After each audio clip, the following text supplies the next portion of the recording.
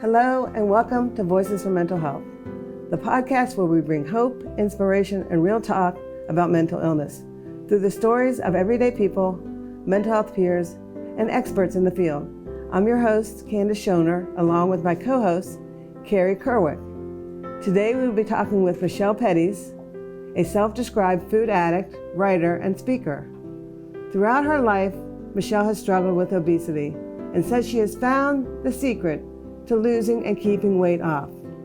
In her debut memoir, Leaving Large, The Stories of a Food Addict, she chronicles a lifetime of eating for all the wrong reasons and illustrates how events, experiences, and memoirs inform her beliefs, attitudes, and habits around food, eating, and hunger. Welcome, Michelle, to the podcast. I'm so excited to be here. Thank you for having me. Well, I think the easiest place to start is sort of at the beginning.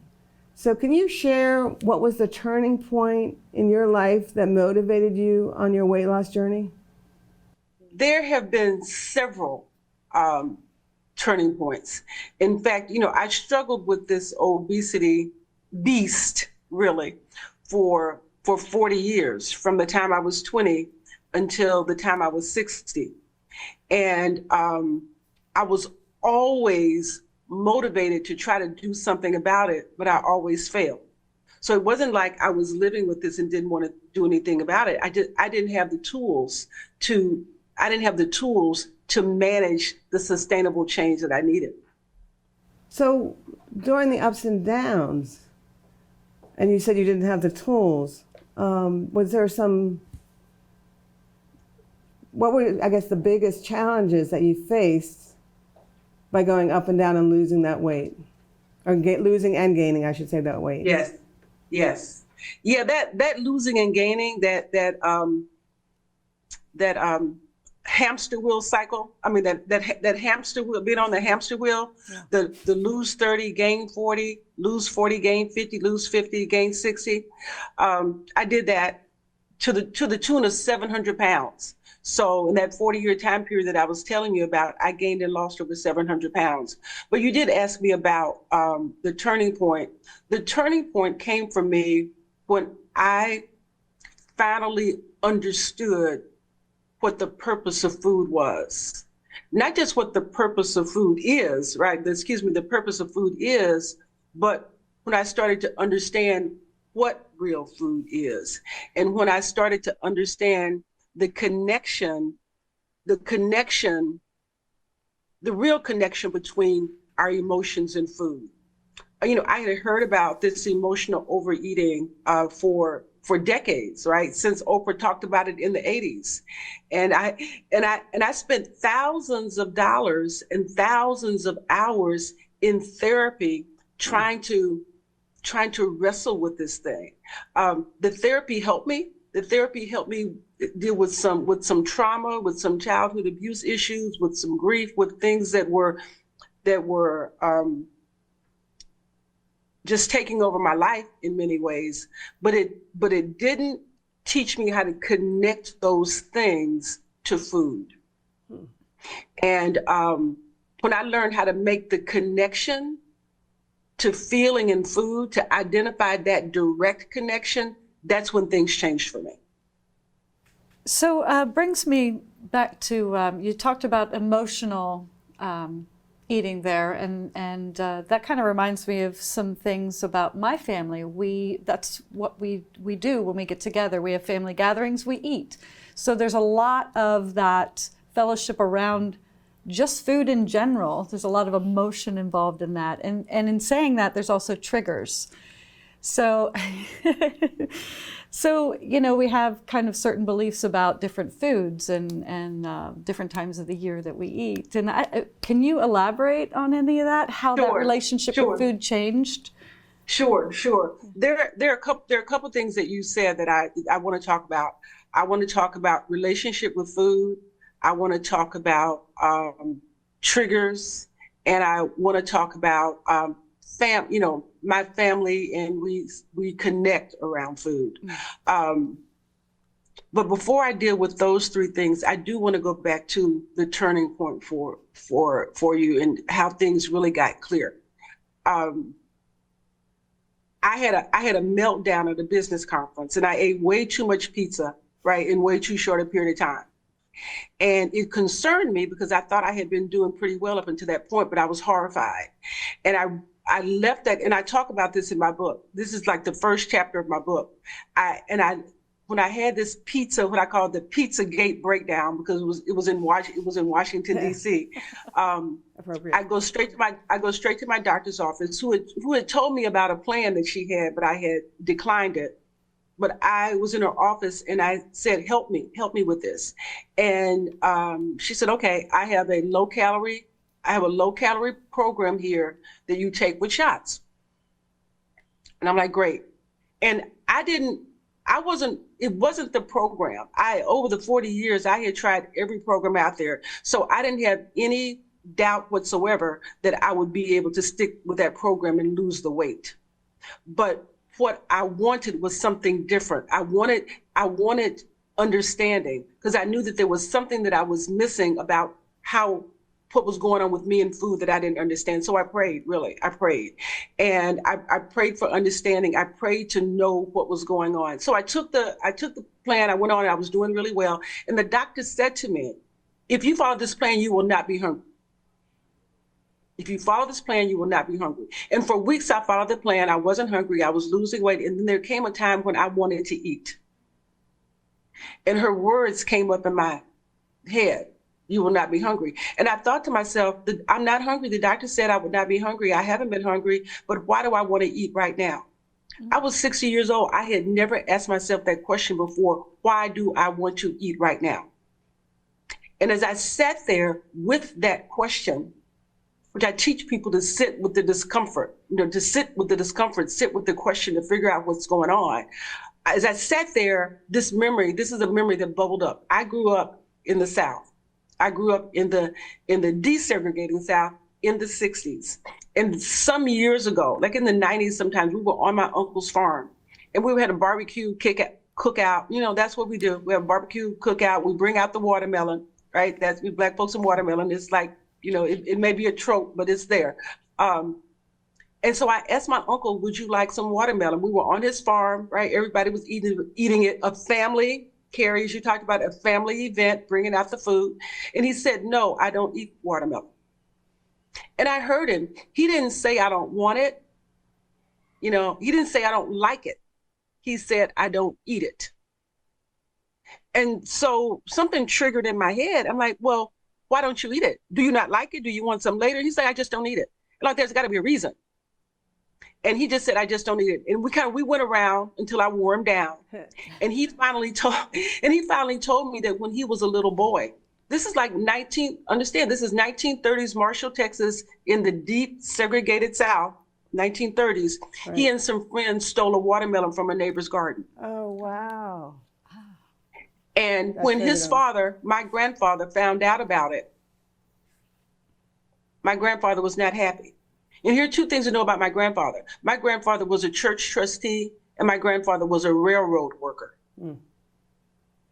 And the one person that a kid that just stole a watermelon does not want to meet is that guy. And so my grandfather beat him. Oh, my. My grandfather beat him so severely sometime during 1930, when he was a kid, that in 1990, when he was a grown grandfather, old man, and my grandfather was dead, my uncle still did not eat watermelon. And when that story, you asked me about the turning point, when that story bubbled up in my spirit, this awareness came over me. And I said, oh my God, this is it.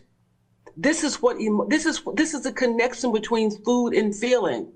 My uncle did not eat watermelon. There's nothing you could do to get him to eat watermelon because the memory, the event, the experience was so traumatic. It was so painful that eating the watermelon would cause him to relive that experience. Mm. It was direct. It was right on it. So that feeling, that connection, the the feeling and the watermelon was the same thing to him. He did not want that.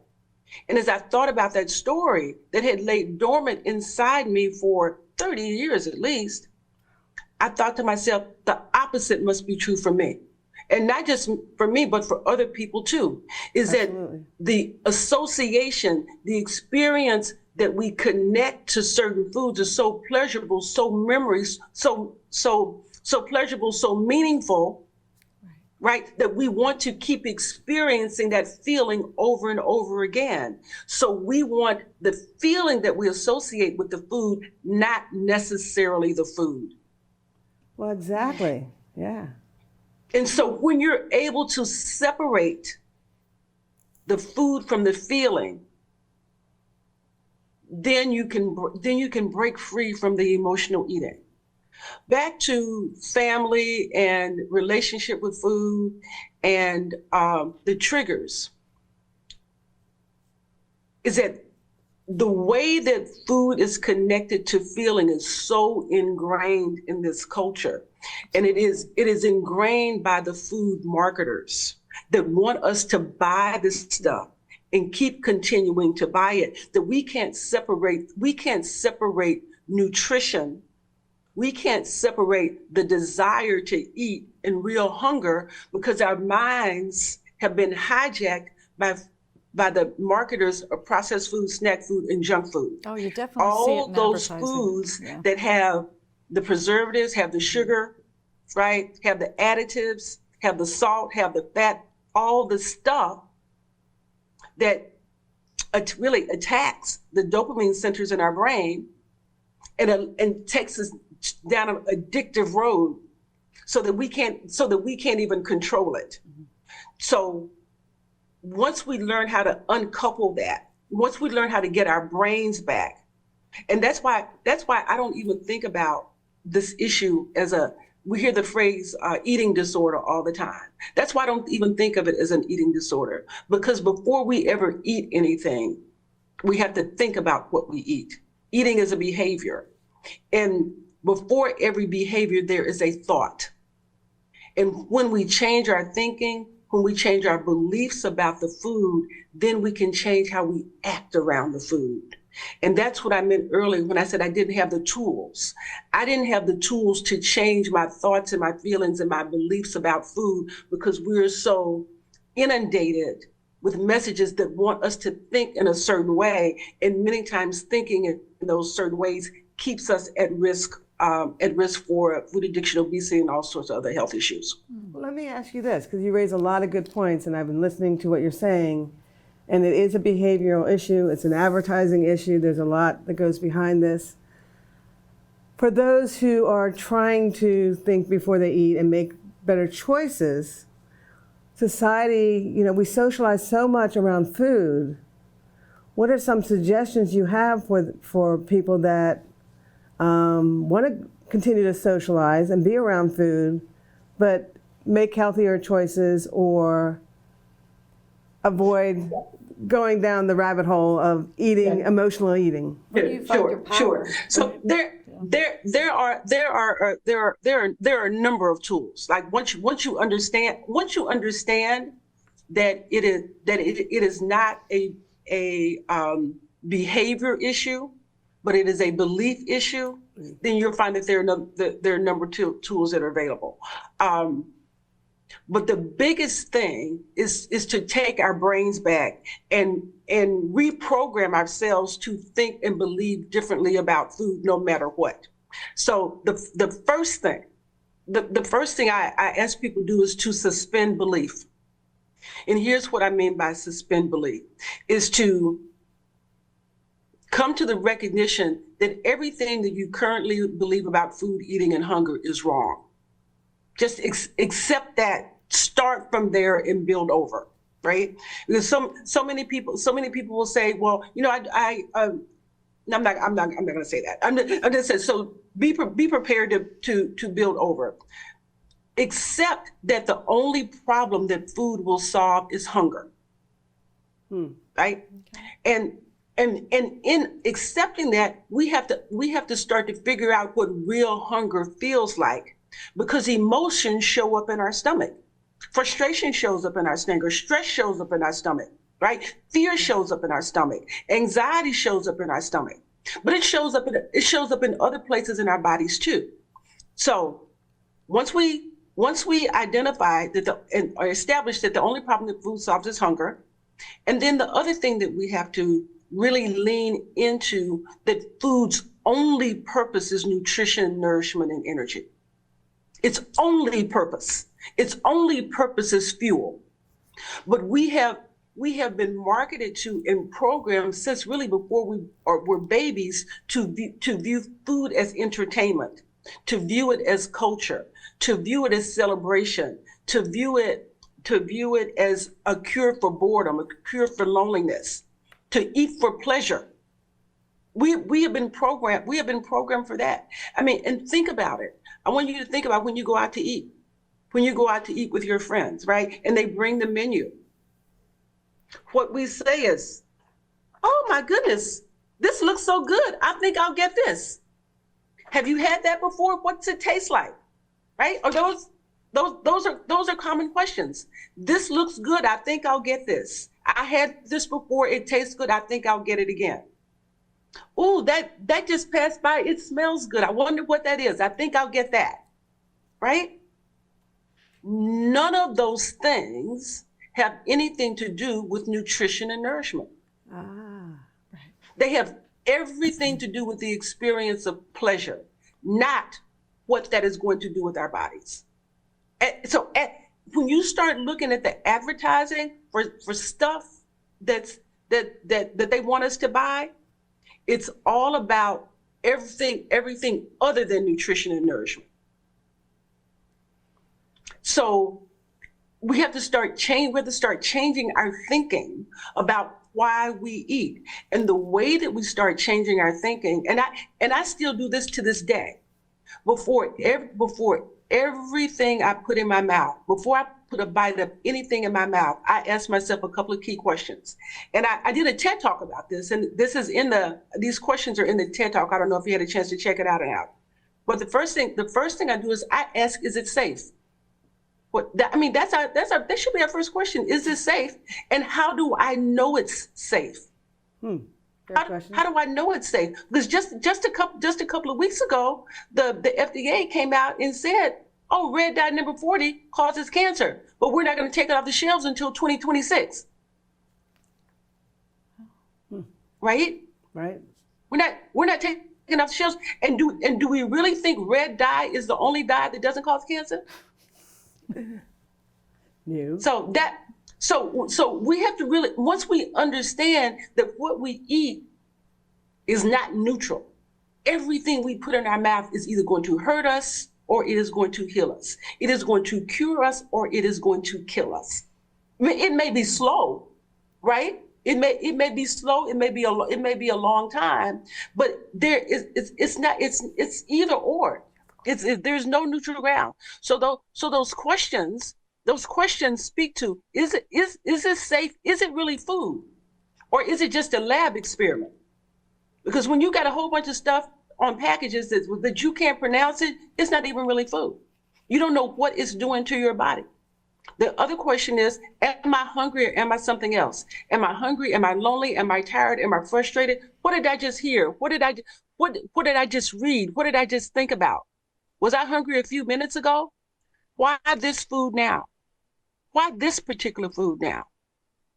And if this food is not going to give me the body, the life, the health that I say that I want, why am I eating it?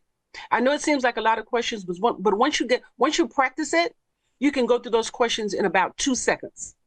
It's an evaluation. It's an evaluation to make a determination about really thinking before you eat, being able to make a decision that is rooted in nutrition and not in addiction, not in what the marketers want us to think about the food, but what we really know is going to serve and honor our health. I can say that is some of the best advice that I have ever heard regarding food and relationships to food. And I think that those tips are fantastic. Those questions are just dead on. And So happy that you're on the podcast. I know Carrie's got a question for you, but I just wanted to tell you how much I appreciate that insight.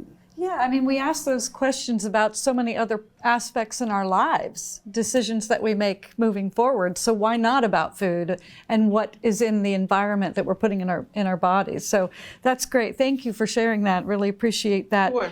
I'd love to know also a little bit more about your memoir. What inspired you to write it? What messages do you hope that your readers will take from that? Yes. So, actually, my doctor inspired me to write my memoir.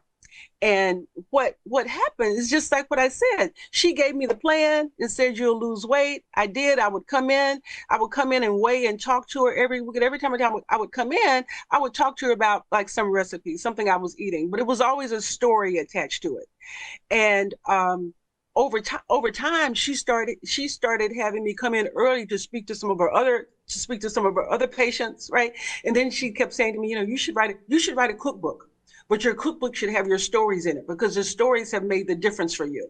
And every time I would go in to see her, she would always say that to me, and I'd be like, I'm not writing a book, I'm not doing that. Just give me my shots and let me get out of here and go mind my own business, right? And so by the time 2019 came. October 2019, as a matter of fact, I had lost all the weight that I wanted to lose. I was at what I felt like was my ideal weight and size. So, and I felt like I had learned what I needed to know to manage it. That I got it, that I understood it, because by this time that whole watermelon story had surfaced, and I had actually gone to Google and looked up the definition of food, something I had never done in my lifetime. I looked it up. That's how I knew what its purpose was: nutrition, nourishment, and energy. No one had ever said that to me. The purpose of food is nutrition, nourishing, and energy. Its purpose is to satisfy hunger. If it's not doing any of those things, there's no reason to eat it. And so having that kind of crystal clear clarity really helps with every day making decisions. Is it really food, right? Is it nutritious? Is it nourishment? If it's not those things, all that. But anyway, so I'm feeling good, and I really got that my problem was a problem that was a problem for a lot of people. Is that for years I was unconsciously eating too much of the wrong stuff for the wrong reasons. Too much wrong stuff, wrong reasons. But for years, I was just attacking and trying to adjust with the amount and the what and the amount. I was never addressing the consciousness and the reasons. Once I understood that if I dealt with the consciousness and the reasons, those were the first things to deal with, to get consciousness, to get aware, to get understanding. And then when you have understanding and awareness, then I could course correct. I can make the shift and make the changes, make the changes in knowledge. So back to the book. So I think that I've got it right. Too much of the wrong stuff for the wrong reasons unconsciously. Well, that was October 2019. A few months later, the pandemic hit. Right? The pandemic hit, and I heard people, oh, I'm gaining weight. I'm so stressed. I'm just watching TV. I'm just eating. I'm just all of that. I heard all of this chatter. And even though I felt like I was in a good place, I had not been tested.